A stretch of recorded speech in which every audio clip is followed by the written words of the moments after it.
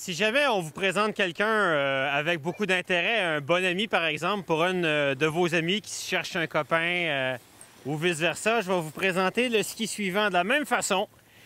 Le Dynastar Outland 80 Pro.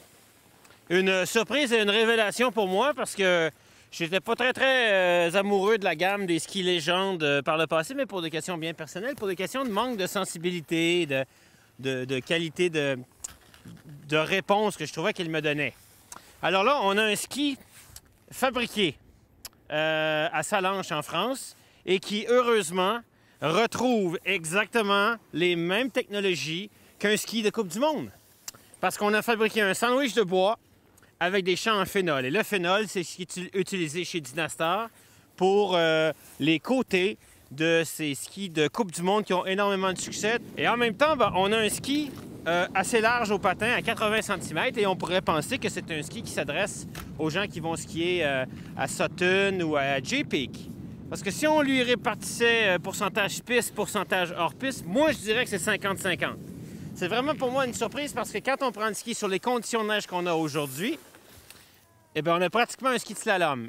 Et pour appuyer ces dires, on a un rayon de 15 mètres de rayon dans une taille de 172 cm, 126 en spatule, 80 à la taille et 110 à l'arrière.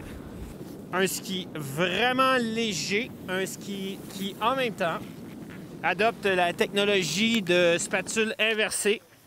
On voit qu'à l'avant ici, on a un léger rocker qu'on pourrait appeler de type 1, c'est-à-dire seulement en spatule, légèrement au talon. Et par la suite, on a une cambrure